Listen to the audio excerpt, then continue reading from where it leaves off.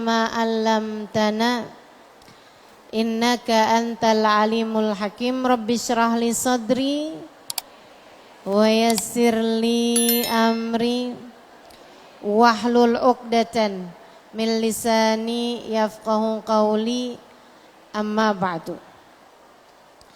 Alhamdulillah, sama-sama kita hormati, kita muliakan Muslimat Al-Muhajirin Masjid Jami' Al-Azhar Jakapermai dan seluruh pengurus-pengurusnya.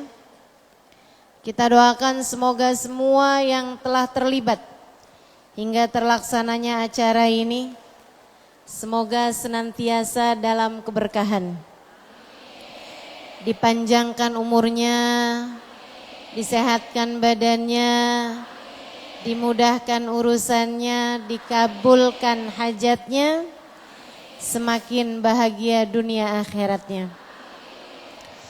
Segenap syarifah, segenap pimpinan-pimpinan pondok pesantren, pimpinan-pimpinan majelis ta'lim dan para ustadzah yang mudah-mudahan semuanya dimuliakan Allah dan selalu dalam keberkahan. Juga tentu saja semua yang hadir di majelis ini, baik ibu-ibu, kakak-kakak, adik-adik, anak-anak, yang semoga semuanya dirahmati Allah, disayang Allah, disyafaati Rasulullah, dirindukan Rasulullah Muhammad sallallahu alaihi wasallam insyaallah, dan semuanya dijadikan muslimah-muslimah yang salehah, muslimah-muslimah yang ada di jalan Allah, muslimah-muslimah yang kelak di hari akhirat menuju kepada surga sebagai tempat kembalinya, dan muslimah-muslimah yang punya karakter, yang berprinsip, yang kuat, yang selalu siap untuk menghadapi berbagai macam ujian dalam kehidupan. Amin ya rabbal alamin. Karena temanya gitu tuh, menjadi wanita yang solehah dan berkarakter. Ini temanya dari panitia ini ya. Yuk kita bahas gimana caranya biar kita jadi wanita yang solehah dan berkarakter. Berkarakter maksudnya berprinsip, kuat untuk memegang kebenaran-kebenaran dan selalu berada dalam kebaikan-kebaikan. Teman-teman sekalian saya muliakan, apa itu solehah? Solehah itu dari kata-kata soluha yasluhu, salahan, soluha yasluhu salahan. Artinya adalah pas, artinya adalah pantas. Misalnya saya bilang, hal yasluh hadzal hijab li, apakah kerudung ini cocok buat saya?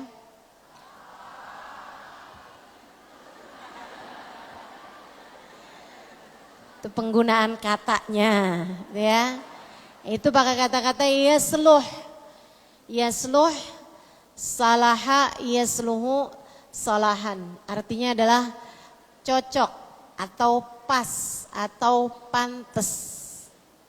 Maka kalau dibilang wanita yang solehah, artinya wanita yang cocok, wanita yang pas. Karenanya biasanya ada kelanjutannya. Solehah sebagai apa? Karena cocok sebagai apa?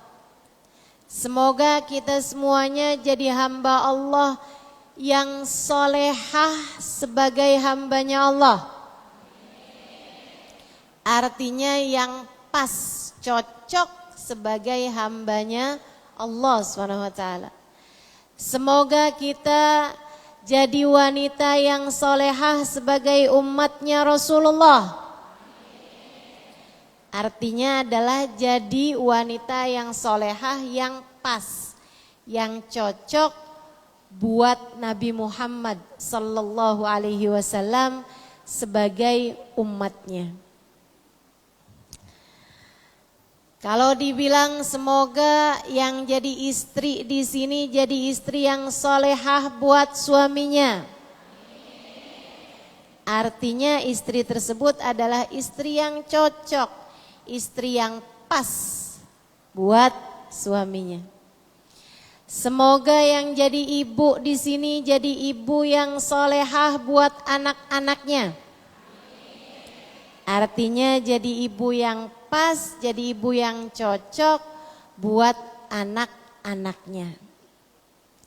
Itu arti kata solehah. Saudaraku sekalian yang saya muliakan, Allah Maha Agung.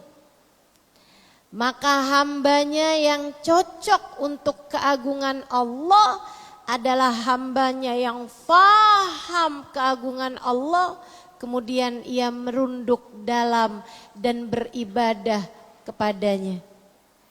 Itu cocok. Tapi kalau Allah Maha Agung, kemudian ada seorang hamba makhluk yang ia ciptakan arogan, merasa dirinya mulia, merasa dirinya agung, merasa dirinya besar dan menghina sesama makhluk-makhluk yang lain, maka hamba yang seperti ini enggak cocok buat keagungan Allah Subhanahu wa ta'ala. Allah Maha Dermawan. Allah Tuhan kita Maha Dermawan. Hamba yang cocok untuk jadi hambanya Allah adalah hamba yang suka berbagi kepada orang lain. Maka kalau ada seorang manusia yang pelit aja, kalau mau ngeluarin duit kayak disuruh ngeluarin separuh nyawa, beratnya luar biasa. Diminta sedekah beberapa puluh ribu atau berapa ratus ribu aja, rasanya kayak diminta satu ginjalnya gitu. Ini yang seperti ini hamba yang kurang pas, enggak cocok sama kemaha dermawanan Allah Subhanahu wa ta'ala. Artinya hamba ini adalah bukan hamba yang solehah. Bukan hamba yang solehah. Maka mudah-mudahan nih kita jadi hamba yang cocok. Jadi hamba yang pas, jadi hamba yang solehah buat Allah Subhanahu wa ta'ala. Dan Bu, Kak, Dek, Nabi Muhammad itu indah. Nabi Muhammad itu mulia. Nabi Muhammad itu baik. Nabi Muhammad itu penuh sayang. Nabi Muhammad itu sabar. Nabi Muhammad itu tawakal. Nabi Muhammad itu salatnya khusyuk. Nabi Muhammad hatinya penuh cinta. Kalau kamu sebagai umatnya menjadi seseorang yang ibadahmu berantakan, jadi seseorang yang hatimu penuh dendam, jadi seseorang yang hatimu penuh kebencian dengan sesama umat Nabi Muhammad sallallahu alaihi wasallam, jadi seseorang yang naudzubillah busuk hatinya, jadi seseorang yang bukan indah, malah justru sebaliknya akhlaknya berantakan, hidupnya bergelimangan dosa, tentu enggak pas sama Nabi Muhammad. Kamu bukan umat yang solehah buat Nabi besar Muhammad sallallahu alaihi wa ala alihi wa sahbihi wasallam. Maka sekarang mau kita bahas nih, Ini kita kepengen jadi hamba Allah yang soleha, sekaligus juga yang berkarakter, memiliki prinsip-prinsip keislaman yang dia pegang dengan kuat, dengan erat. Prinsip-prinsip ini tidak mudah terkalahkan oleh siapapun. Yuk kita bahas satu-satu gimana caranya. Yang nomor 1, jadilah hamba Allah Subhanahu wa ta'ala yang taat terhadap semua perintah-perintah Allah Subhanahu wa ta'ala. Itu syaratnya jadi solehah. Kamu pengen jadi yang solehah, yang pas, yang cocok. Gimana cocoknya? Ikuti apa yang Allah Subhanahu wa ta'ala inginkan. Allah pengen hambanya tuh yang kayak gimana gitu. Oh, sama Allah diperintahkan sholat. Jangan tinggal sholat. Saya solehah kok, cuman saya nggak sholat. Ya kamu namanya nggak solehah. Ya saya memang urusan sholat sih saya nggak solehah ya. Tapi saya urusan-urusan yang lain saya solehah. Ya kalau kamu nggak sholat berarti kamu tidak melaksanakan perintah Allah. Maka berarti kamu belum menjadi hamba Allah yang solehah. Laksanakan perintah Allah. Itu syarat mutlak untuk menjadi hamba yang cocok buat Allah Subhanahu wa ta'ala Tuhanmu. Laksanakan perintah Allah Subhanahu wa ta'ala. Enggak usah cari-cari pembenaran. Enggak usah sok-sok kreatif sama aturan-aturan Allah Subhanahu wa ta'ala. Dulu kan ya, sholat itu memang 5 waktu. Karena kan orang kebanyakannya di rumah tidak bepergian. Sekarang nih kan orang banyaknya bepergian. Kayak saya kerja dari pagi sampai sore. Habis itu pulang malam hari. Kayaknya buat saya nih sholat ini cocoknya saya kumpulin aja dari subuh, duhur, asar, maghrib, isya sebelum tidur. Yang cocok buat saya yang kayak begitu. Enggak ada. Kamu gak bisa solehah dengan mengikuti hawa nafsumu. Kamu baru bisa jadi hamba Allah yang solehah jika mengikuti aturan dan maunya Allah Subhanahu wa ta'ala. Sayyidina Ali bin Abi Thalib salah satu doanya, Allahumma ij'alni kama turid wala taj'alni kama urid. Ya Allah, jadikanlah saya hamba seperti yang Engkau inginkan. Jangan jadikan saya hamba seperti yang saya inginkan. Jangan ya Allah. Jangan biarkan saya menjadi seperti yang saya mau. Jadikan saya saja seperti yang Engkau mau. Kau pengennya punya hamba yang kayak gimana? Jadikan saya yang kayak gitu ya Allah.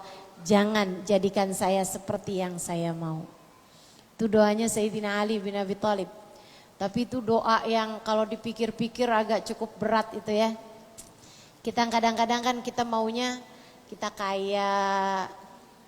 Betul enggak? Kita maunya kita dicinta, dipuja. Padahal menurut Allah kadang-kadang kamu miskin lebih baik. Kadang-kadang menurut Allah kamu dibenci orang lebih baik. Kita nggak tahu gitu. Yang mana yang lebih baik buat kita. Karenanya semoga Allah menjadikan kita hambanya yang solehah. Tapi dengan jalan-jalan yang menyenangkan insya Allah. Amin. Ya Rabbal Alamin. Taat ketika diperintah. Ibu-ibu, teman-teman, saudariku sekalian yang saya muliakan. Kalau kamu bilang, tapi kenapa ya Ustazah taat itu berat? Enggak, taat enggak berat. ini cuman masalah kebiasaan aja. Adik-adik, ibu-ibu, kakak-kakak, saudariku sekalian yang saya muliakan, ini cuman masalah kebiasaan kok. Kalau dihitung-hitung antara sholat 4 rakaat sama keliling pasar 1 jam, beratan mana? Capean mana? Lebih buat keringet yang mana? Lebih melelahkan yang mana? Tapi kok kenapa kita ngerasanya lebih beratan yang kita sholat ya, apalagi tahajud bangun malam. Kenapa begitu? Sekali lagi cuman masalah kebiasaan dan kesenangan. Karenanya ada ulama-ulama kita, ada orang-orang solehah di atas kita yang menjadikan kebiasaan dan kesenangan mereka dalam taat pada Allah. Baginda kita Nabi besar Muhammad nomor 1-nya yang telah mengatakan waju'ilat qurratu aini fis shalah, dijadikan hobiku dalam hidup, kesenanganku dalam hidup, hal yang paling menenteramkan hatiku dalam hidup, as-shalah adalah mengerjakan sholat. Nabi Muhammad itu istirahatnya sholat. Nabi Muhammad itu apa tuh istilahnya orang zaman sekarang, me time. Kan begitu ya? Waktu saya nih sekarang, saya mau menikmati waktu saya. Kamu ngapain? Shopping? Scroll TikTok? Nonton? Saudariku sekalian yang saya muliakan, Nabi Muhammad mengatakan waju'ilat qurratu aini fi shalah, dijadikan hobiku dalam hidup adalah mengerjakan sholat. Karena idza faza'ahu amrun aladza ila shalah. Nabi apabila dikejutkan dengan berita-berita buruk, Nabi Muhammad segera menuju kepada sholat. Pengistirahatan hati, relaksasi. Relaksasi hatinya Nabi Muhammad, relaksasi pikirannya Nabi Muhammad adalah dengan mengerjakan sholat. Kalau dengar berita yang gak enak, Nabi segera menuju kepada sholat. Saudara sekalian yang saya muliakan, apalagi kalau lagi bareng-bareng dan memang sudah datang waktunya, Nabi akan bilang, arihni biha ya Bilal, arihni biha ya Bilal. Kata Nabi, santaikan saya dengan sholat wahai Bilal. Santaikan saya dengan sholat wahai Bilal. Yuk kita rileks, kita sholat yuk. Yuk kita rileks, kita sholat. Kata baginda kita Nabi besar Muhammad. Nabi tuh sholat biar rileks. Kalau kita kan kebalik. Sholat dulu yuk, jadi kita tenang deh habis itu. Kita udah sholat. Kita masih menjadikan sholat sebagai beban, bukan sebagai sarana mencari hiburan. Jadi teman-teman, kamu jangan bilang bahwa ibadah itu berat, taat itu berat. Enggak, taat enggak berat, ibadah enggak berat. Justru sebaliknya, dia adalah relaksasi yang sesungguhnya. Dia adalah istirahat yang sesungguhnya. Dia adalah kesenangan yang sejati. Masalahnya cuman pada kebiasaan dan kesenangan. Kita belajar buat bisa menyenangi sholat, mencintai sholat, sehingga mudah-mudahan Allah jadikan sholat sebagai hiburan dalam kehidupan kita. Saya pernah ketemu orang sepanjang malam sholat. Panjang malam sholat. Saya sampai bilang, andai saya nggak lihat dengan mata kepala saya sendiri, saya mungkin nggak percaya. Kalau dibilang bahwa di atas muka bumi ini, di zaman ini ada orang yang sepanjang malamnya mengerjakan sholat. Kamu pernah lihat? Enggak. Enggak pernah lihat kan? Saya pernah. Waktu haji, saya haji tahun 2000. Usia saya waktu itu 20 tahun. Jadi saya haji muda ini ya.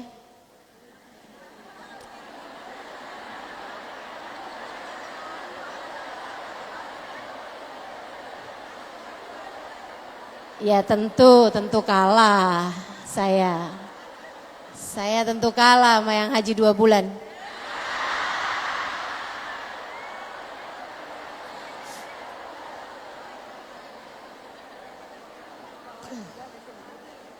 Saya berangkat dari Yaman hajinya.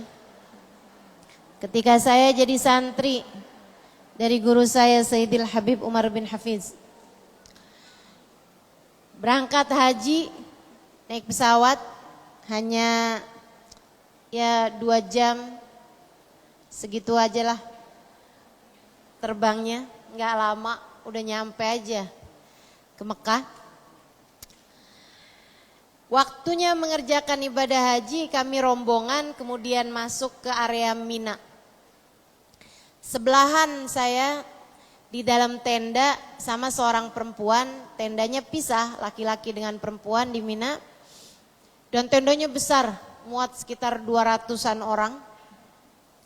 Di dalam tenda itu saya sebelahan sama ada perempuan tua. Sebenarnya dari sejak naik bis dari Mekah menuju ke Mina itu saya udah sebelahan sama perempuan ini. Tapi ya saya biasa-biasa aja gitu. Karena kan kita tuh kadang-kadang nggak pinter buat bisa nyari berlian-berlian. Kita kadang-kadang nih mata kita ini belum bercahaya dengan cahaya yang sesungguhnya. Cahaya yang sesungguhnya tuh bisa ngelihat berlian-berlian yang ada di antara hamba-hambanya Allah. Saya belum punya.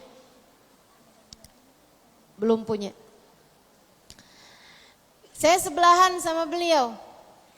Sampai dengan kita di Mina, tetanggaan juga sebelahan persis. Tempat tidur saya sama tempat tidur beliau. Berhari-hari di Mina baru saya paham, semua orang minta doa sama beliau. Semua orang minta nasihat sama beliau. Semua orang minta dibacain sama beliau, curhat sama beliau, ngadu berbagai macam permasalahan di tenda tuh kayak gilir-giliran ganti-gantian gitu.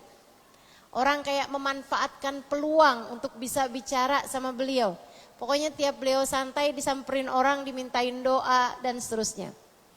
Saya akhirnya jadi tahu juga, waduh ini sebelah saya bukan perempuan main-main nih. Bukan perempuan sembarangan ini. Ini berlian-berlian nih. Saya baru tuh mendekat sama beliau. Tapi saya perhatiin aja hari demi hari, malam demi malam. Pas hari yang terakhir tuh besoknya kita pulang. Saya sampaikan kepada beliau, Hubabah, kulluhum ya'tun ilaik. Hubabah, semua orang pada mendatangimu. Semuanya pada minta doa. Tak berkah darimu Baba. Wal jar lahu haq. Aula, saya bilang tetangga tuh Baba haknya lebih besar. Kata Nabi Muhammad, man kana minkum yu'minu billahi wal yaumil akhir falyukrim jarah. Siapa yang beriman pada Allah dan hari akhir, hendaklah dia memuliakan tetangganya. Saya tetanggamu Baba. Enaknya orang tahu hadis gitu tuh. Tahu banyak ayat, tahu banyak hadis. Saya bilang, ayo Hubabah doain saya. Beliau kemudian bilang, iya Halimah, bicara tentang tetangga, yuk kita tengokin tetangga kita. Ada yang kepalanya kena lempar waktu jumroh. Saya curiga aja tuh orang Indonesia kayaknya tuh. Lebih-lebih tuh kayaknya orang Bekasi tuh.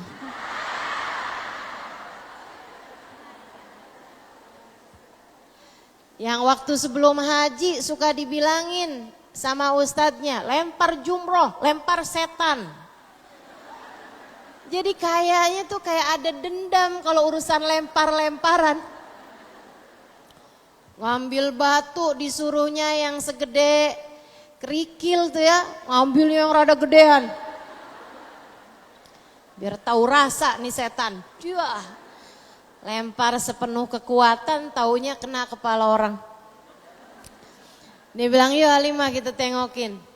Saya akhirnya mau gak mau saya tengokin. Habisnya itu datang maghrib, kita sholat. Habis itu datang isya, baca-baca zikir ya. Kemudian ada kajiannya Sayyidil Habib Umar bin Hafid. Jadi kita semua mendengarkan kajian sampai malam. Habis itu kemudian makan malam. Saya nggak bisa selah waktu beliau. Sampai habis selesai beliau udah selesai makan, saya datengin lagi beliau. Hubabah, sekarang waktunya Hubabah, doain saya. Besok hari udah terakhir. Halimah, saya udah kepengen batal nih, udah makan gini nih. Nih Bu, ulama ibu-ibu sekalian, orang soleha.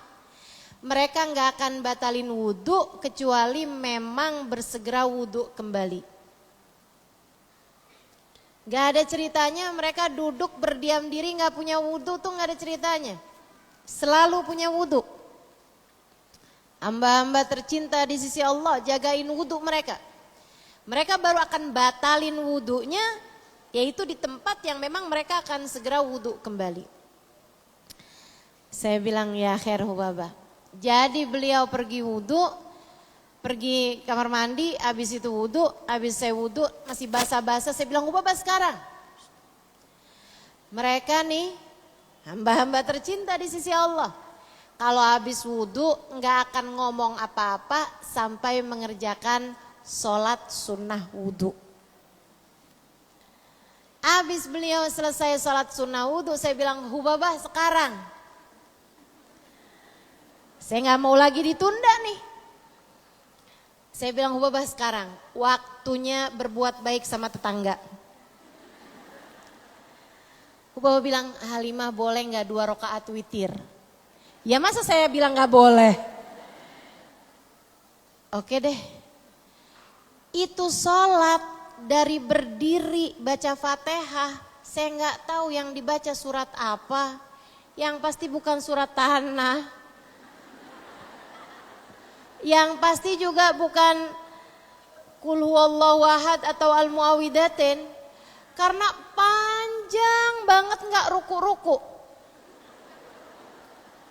Sholat lama banget ya. Saya yang asalnya duduk di sampingnya mulai sandaran di tenda. Lama-lama sandaran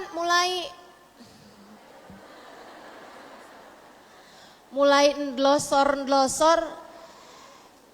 Ini kok lama banget, akhirnya ruku, rakaat kedua juga lama banget, saya pun ketiduran. Tapi sebelum tidur itu, saya sempet sih buka air, saya buka gitu, saya buka airnya gini, terus saya taruh aja di sampingnya Hubabah. Mudah-mudahan nih rahmat yang turun juga di air saya. Terus saya sandaran, terus saya tiduran tadi itu. Saya kebangun, saya liatin, saya dengerin masih ada suara orang ngobrol-ngobrol mungkin sekitaran jam 10-11an malam. Saya lihat Hubabah masih lagi sholat juga. Udah gak tahu rakaat yang keberapa, kali habis selesai 2 rakaat, ya dia tidur. Beliau kemudian lanjutkan lagi sholatnya. Sampai kemudian saya ketiduran lagi. Saya kebangun gak tahu beberapa waktu kemudian saya liatin tenda udah temaram, cahayanya udah dipadamkan sebagian, udah agak gelap gitu. Samping saya masih rapi juga tempat tidurnya.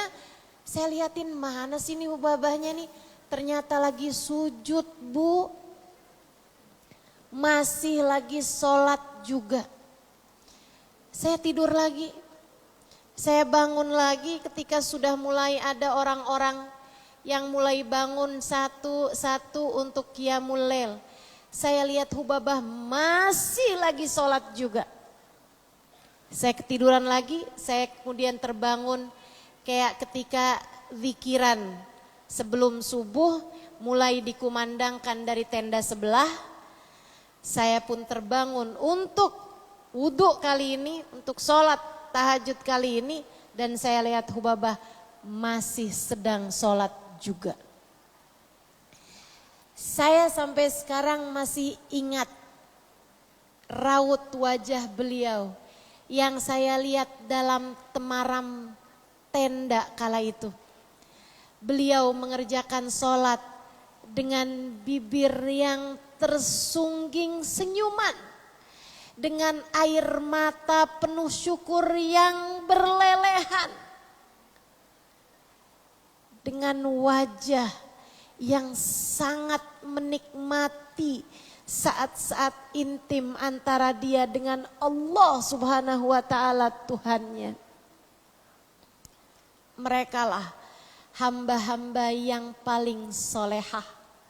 Merekalah hamba-hamba yang paling pantas buat Allah Subhanahu wa Ta'ala.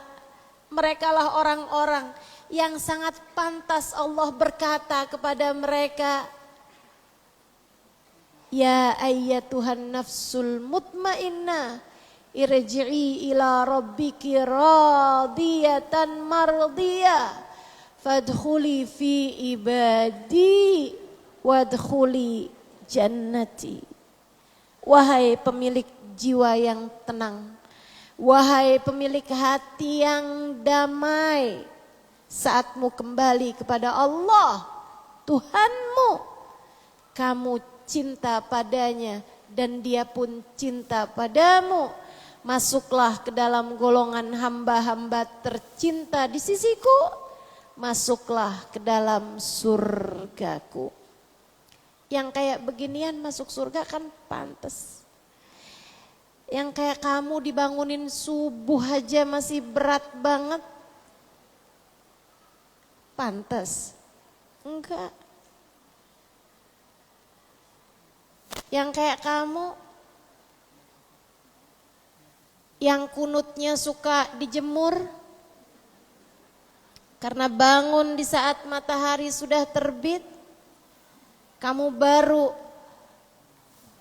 kelagapan, kemudian kamu segera mengerjakan sholat subuhmu. Bukankah enggak pantas jadi hamba Allah Subhanahu wa Ta'ala?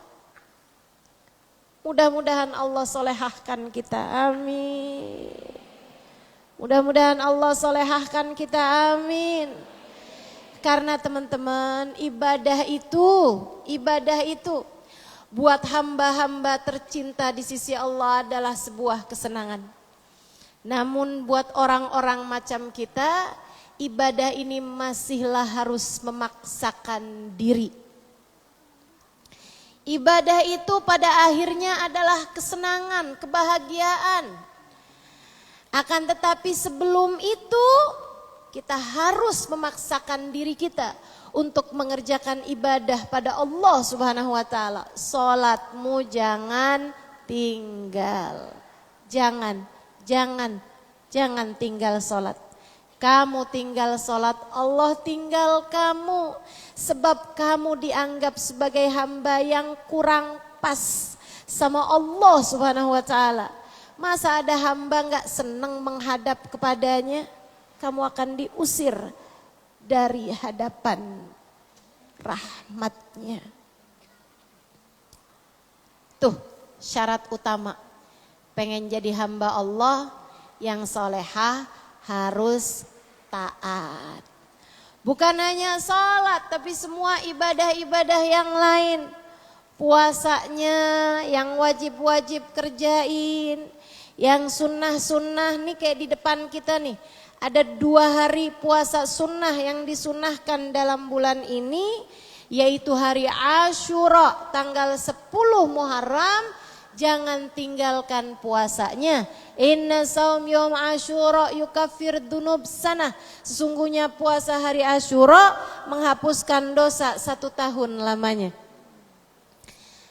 Dan yang kedua hari Tasu'a tanggal 9 Muharram. Yang kata Nabi Muhammad, lau adraktus sanatil atiyah, lau adraktus sanatil qadimah, lasumtu ma'al Asyura at-Tasu'a. Kalau umur saya nyampe, andai umur saya nyampe tahun depan, saya akan berpuasa bersama tanggal 10, tanggal 9-nya juga.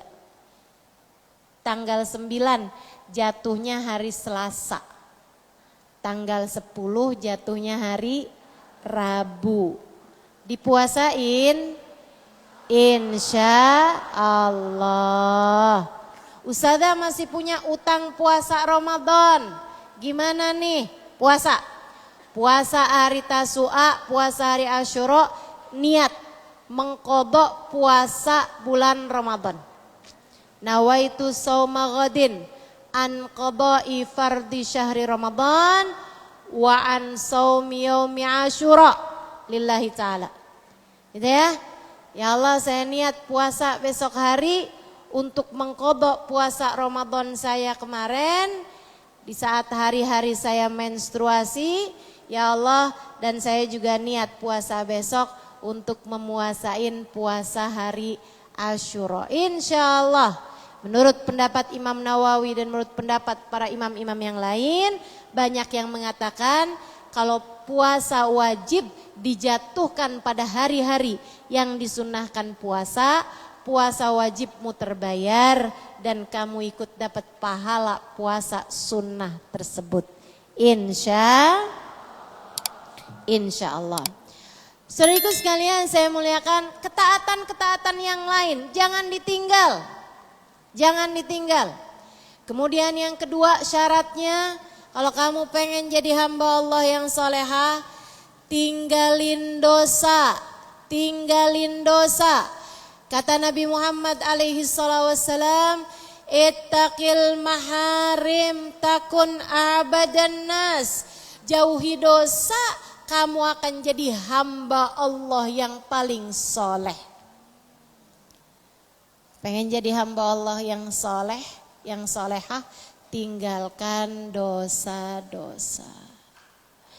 Tapi gimana ya Ustazah, kenapa yang haram-haram ini enak loh Ustazah? Emang iya? Iya. Itu karena hawa nafsu kita. Padahal aslinya enggak gitu. Katanya Sayyidina Ibnu Abbas alaihi ridwanallah. Beliau mengatakan, kalau kamu kelelahan mengerjakan taat, lelahmu akan hilang, pahala taatnya akan kekal. Kalau kamu seneng ketika ngerjain dosa, senengnya bakal hilang, tapi dosanya akan terus tersisa. Tuh, menurut para ulama, kesenangan yang kamu dapatkan saat mengerjakan dosa, itu hakikatnya bukan kesenangan sejati. Kata guru saya Habib Umar, itu tuh kayak nyiramin parfum ke atas bangkainya tikus. Ini ada tempat nih bau bangkai, ada tikus di situ. Gimana caranya nih biar bau bangkai tikusnya itu hilang? Oh, siramin parfum. Disiraminlah parfum. Ibu-ibu sekalian, bau parfumnya bentaran lagi juga hilang. Habisnya itu bau wangi atau bau busuk? Bau busuk karena bangkainya enggak pergi. Demikian pula dengan kalau kamu lagi sumpek hati, kemudian kamu bilang, Saya mau bikin dosa. Saya mau pacaran. Teh adik-adik jomblo nih. Sumpek banget hati saya mau pacaran. Pacaran sampai kebablasan, nauzubillah. Nauzubillah. Sampai terjerumus kepada zina. Seneng saat itu. Rasanya kayak berbunga-bunga. Apalagi si cowok itu bilang, enggak ada perempuan yang menarik selain dirimu. Yang lain kayaknya mendorong nih ya. Kayak tulisan di pintunya Indomaret, tarik mendorong. Dunia hanya milik kita berdua.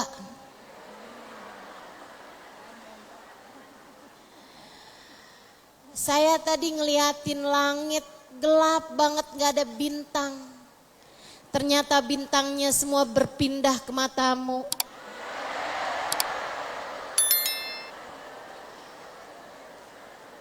Kamu merasa berbunga-bunga. Kamu merasa kayak lagi ada di surga. Sampai kamu mau melakukan perbuatan haram berzina.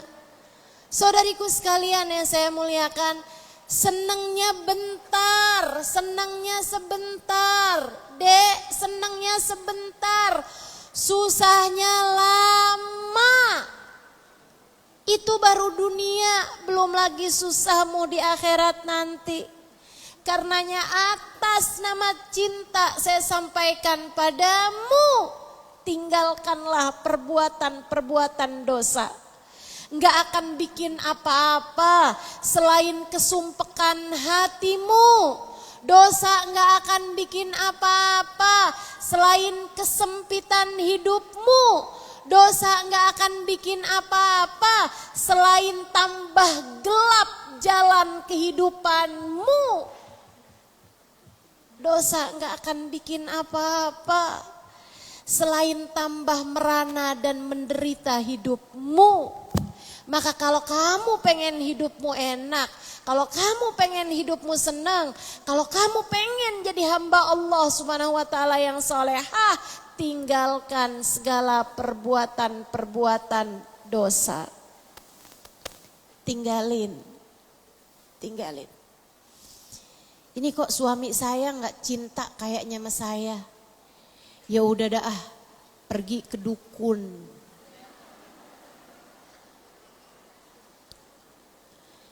Cinta ditolak. Oh, kayaknya ngaruh nih. Sebab tiba-tiba suami transfer. Sebab kemudian suami kayaknya jatuh cinta lagi kepadamu. Berapa lama? Liatin aja berapa lama. Liatin. Berapa lama. Kemudian segalanya sirna. Dan kamu dihadapkan pada fakta di mana hati suamimu menjadi lebih lagi bencinya kepada dirimu.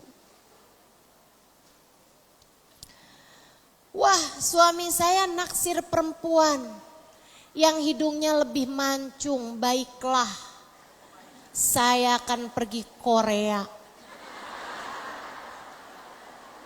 Buat mancungin hidung.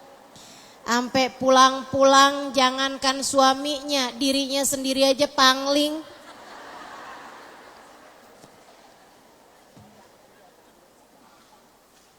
Kamu senang? Senang saya ustazah, hidung saya udah mancung.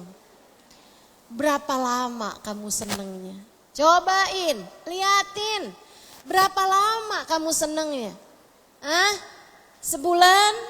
2 bulan? 3 bulan? Kemudian apakah hati suamimu kembali kepadamu? Saudariku sekalian, ingat, hati suamimu bahkan tidak berada dalam kendalinya sendiri. Hati berada dalam pengendali Muqallibal Qulub, sang pengendali hati, namanya Allah. subhanahu wa ta'ala jalla jalaluhu wa ta'ala azamatu. Kamu kalau kepengen hati suamimu menghadap kepada dirimu, kamu kalau kepengen hati anak-anak menyayangi, mencintaimu, gampang. Kamu hanya perlu untuk mencari perhatian, cari muka, tapi bukan muka suamimu yang kamu cari. Kamu kalau mau cari muka, bukan kamu cari perhatian dan cari muka anak-anakmu, bukan. Cari muka di hadapan Allah. Tinggalkan dosa-dosa. Takun a'badan nas. Allah kalau ngeliat orang ninggalin dosa, katanya Allah, ya Allah, hambaku ini sebenarnya kepengen banget buat ngerjain perbuatan dosa, tapi dia tahan karena takut kepadaku. Karena dia takut aku murka padaku. Wahai hambaku, kemarilah, aku akan ridho padamu. Saudaraku sekalian, dalam hadis Nabi Muhammad SAW mengatakan, Innan nadar sahmun masmum min sihamil iblisil marjum. Sesungguhnya memandang kepada yang bukan mahramnya, memandang kepada laki-laki dengan perasaan penuh rasa suka, penuh rasa syahwat, penuh keinginan. Cakep banget, ya ampun. Kamu pacaran misalnya, atau kamu sudah punya pasangan tapi kamu tertarik dengan lelaki yang lain misalnya. Kamu pandang laki-laki yang kamu sukai tersebut dengan hati menggebu-gebu, dengan mata berbinar-binar karena rasa suka kepada dirinya. Kata Nabi Muhammad SAW, itu adalah anak panah beracun yang dibidikkan oleh iblis kepadamu. Allah kemudian berfirman, kata Nabi Muhammad, Man tarakaha makhafatan minni abdaltuhu imanan yajid halawatuhu fi qalbih. Apabila hambaku menahan diri dari memandang sesuatu yang diharamkan karena takut kepadaku, aku akan menggantikan untuknya nikmatnya iman, manisnya iman yang dia akan rasakan di dalam hatinya. Jadi dek, jangan sampai kamu menjalin hubungan dengan yang haram bagimu, membuatmu terhalang dari cinta Allah Subhanahu wa ta'ala yang mungkin untuk kamu dapatkan. Yuk belajar jadi hamba Allah yang solehah. Tinggalkan dosa-dosa.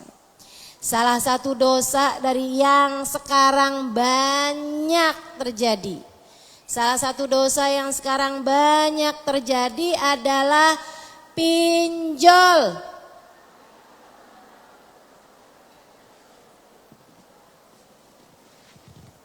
Pinjol sama judi online.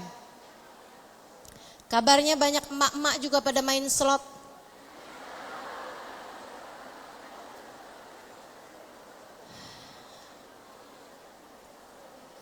Saya harap gak ada siapapun di antaramu yang mengerjakan hal-hal semacam itu. Enggak kan ya Bu? Enggak kan ya Dek? Enggak ya Mbak? Dari kepengennya punya HP kayak yang dipunyain sama iparnya, sampai kemudian dia pinjem uang di pinjaman online, habis itu enggak bisa bayar, habis itu ada muncul iklan untuk judi, dia pun kemudian masukkan uang dengan pinjaman online, dia judikan, akhirnya kemudian malah habis-habisan. Hati-hati, Riba, pinjaman online itu, ibu-ibu sekalian, pinjaman yang punya riba, yang ada ribanya, ada bunganya. Kata Nabi Muhammad, la'anallah akilur riba wa mukilah wa katibah wa syahidah. Allah Subhanahu wa taala melaknat orang yang makan uang riba, yang dikasih makan uang riba, yang pinjem sama yang minjemin, sama-sama dilaknat Allah Subhanahu wa taala. Wa katibah, bahkan yang nulis adminnya dilaknat Allah Subhanahu wa taala. Wa syahidah, bahkan yang jadi saksi-saksinya ikut dilaknat oleh Allah Subhanahu wa taala. Hati-hati sama riba, Bu. Hati-hati sama riba, Dek. Jangan dekat-dekat sama riba. Kamu pengen jadi hamba yang solehah, tinggalkan riba. Tinggalkan hutang-hutang yang berbunga. Ustazah, kalau nggak utang, kapan ceritanya saya bisa punya motor? Ya nggak usah punya motor. Ustazah, kalau saya nggak pinjem, gimana ceritanya saya punya iPhone yang terbaru? Ya nggak usah punya. Gimana ceritanya saya punya panci yang kayak dipunyain teman saya? Ya nggak usah punya. Saudariku sekalian saya muliakan, saya sampaikan berulang kepadamu, urusan rezeki dunia ini, Bu, sebanyak apapun, sesedikit apapun rezeki yang Allah bagi kepadamu cukup untuk membiayai hidupmu, buat makan, buat kamu pakai baju, buat kamu tinggal, buat kamu tidur, tempat tidurmu, sama buat kamu makan, buat kamu pakai baju, nutup aurat, ada, pasti ada. Allah pasti kasih. Sesedikit apapun yang Allah kasih kepadamu cukup untuk membiayai hidupmu. Namun sebanyak apapun rezeki yang Allah kasih padamu, gak bakalan cukup untuk membiayai gaya hidupmu. Maka kalau pengen hidup tenang, pengen jadi hamba Allah yang solehah, jangan banyak gaya. Jelas? Hal terakhir, kalau kamu pengen jadi hamba Allah yang solehah dan berkarakter, saudariku sekalian yang saya muliakan, pengen jadi hamba Allah yang solehah, memiliki prinsip-prinsip keimanan, Bu, Kak, Dek, Nak, kerjakan taat yang pertama, tinggalkan dosa yang kedua, yang terakhir, bersihkan hatimu. Bersih hati. Al-madar kullal madar fi salahil gulub. Kata guru saya Sayyidil Habib Umar bin Hafid, masalah, segala masalah, semua hal urusannya ada pada bersihnya hati. Orang yang hatinya bersih, ibadah sedikit aja jadi bagus dan diterima sama Allah. Tapi orang kalau hatinya rusak, ibadah banyak enggak terlalu bermanfaat. Orang kalau hatinya bersih, ilmu sedikit bisa jadi begitu indah. Tapi orang kalau hatinya kotor, ilmu banyak pun menjadi sia-sia belaka. Bu, kamu pengen jadi orang hamba Allah yang salehah, Allah udah bilang, yauma la yanfa' mal wala banun illa man atallaha biqalbin salim. Dengan lisan Sayyidina Ibrahim Al-Khalil, Allah sampaikan dalam Al-Quran, di akhirat nanti, yauma la yanfa' mal wala banun. Ucapannya Nabi Allah Ibrahim, Rabbi la tukhzini yawma yub'atsun yawma la yanfa' mal wala banun illa man atallaha biqalbin salim. Kata Nabi Ibrahim, ya Allah, jangan pernah kecewakan aku di hari akhirat nanti, pada hari di mana tidak bermanfaat orang bawa anak, Tidak bermanfaat orang bawa harta, yang bermanfaat adalah orang yang datang pada Allah dengan bawa hati yang bersih. Dengan bawa hati yang selamat. Bu, yang manfaat bahkan bukan orang yang bawa ibadah yang banyak. Yang manfaat bahkan bukan orang yang bawa ilmu yang banyak. Apalagi harta yang banyak, apalagi pengikut yang banyak, apalagi anak yang banyak, apalagi followers yang banyak. Enggak manfaat. Enggak manfaat. Yang manfaat adalah orang yang datang pada Allah dengan bawa hati yang selamat. Allah kayak lagi mau bilang, yang paling aku inginkan darimu adalah hatimu. Datanglah padaku dengan bersihnya hati, maka aku akan menerimamu. Ingat selalu pesan Nabi kita Muhammad sallallahu alaihi wasallam kepada Sayyidina Anas bin Malik. Kata beliau, ya gulam, wahai pemuda, wahai anakku, berusahalah agar dari pagi harimu sampai malam harimu di hatimu tidak memiliki kebencian terhadap siapapun. Nah, usahakan dari sejak kamu melek mata pagi hari sampai kamu tidur kembali di malam hari, hatimu tidak memiliki kebencian terhadap siapapun. Usahakanlah hal itu agar itu menjadi sebab keberhasilan kita, kekuatan kita, diterimanya kita di sisi Allah Subhanahu wa taala, jalla jalaluhu wa ta'ala azamatuh. Maka yuk kita belajar untuk menerapkan ketiga hal tersebut. Jadi hamba Allah yang taat sambil terus bilang Rabbana taqabbal minna innaka antas samiul alim wa tub alaina innaka antat tawwabur rahim. Ya Allah, terimalah apa yang sudah kami lakukan dari kebaikan ini ya Allah. Sebab kebaikan sebesar apapun gak ada manfaatnya kalau gak diterima sama Allah. Tapi sebaliknya, kebaikan sekecil apapun jika diterima Allah Subhanahu wa taala akan sangat besar manfaatnya bagi diri kita semuanya. Kerjakan taat. Kerjakan taat. Yang kedua, tinggalkan dosa. Walaupun kelihatannya manis kayak apapun, tinggalin dosa. Tinggalin dosa. Kelihatannya manis kayak apapun, tinggalin dosa. Tinggalin dosa. Kemudian yang ketiganya, bersihkan hati. Jika ketiga hal itu ada dalam dirimu, kamu layak untuk mendapatkan predikat hamba Allah yang salehah. Dan kamu sudah memiliki prinsip-prinsip sebagai hamba Allah Subhanahu wa taala yang salehah. Orang boleh bikin apa saja kepadamu, akan tetapi tetap jagalah hatimu untuk tidak membenci siapapun.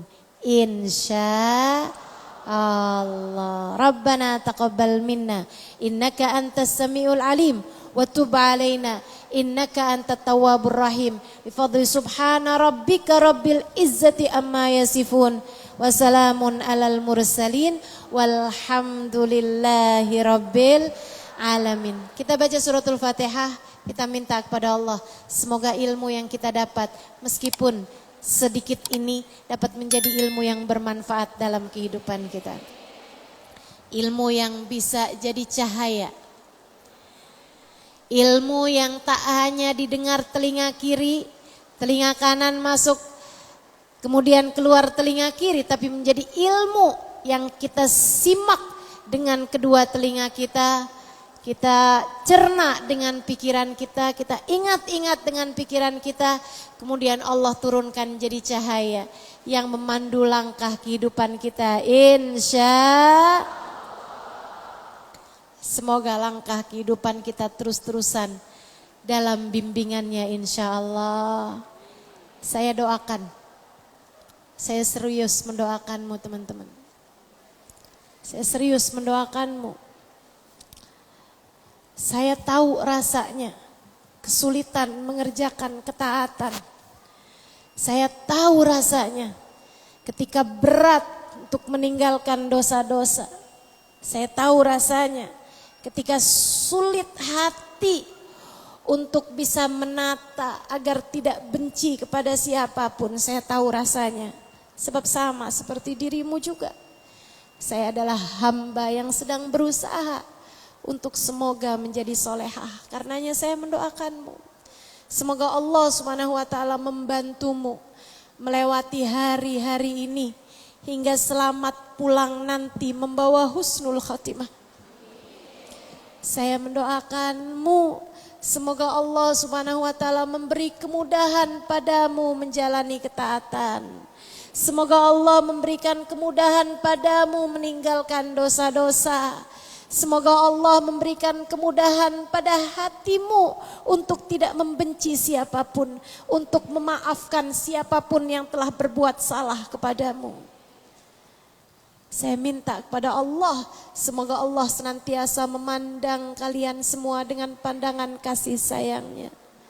Dan semoga menjadikan kita semua hamba-hambanya yang solehah. Ala hadhihi niyah wa bikulli niyatin salihah jami'ah syamilah ila hadratin Nabi Muhammad sallallahu alaihi wa ala alihi wa sahbihi wasallam. Al-Fatihah.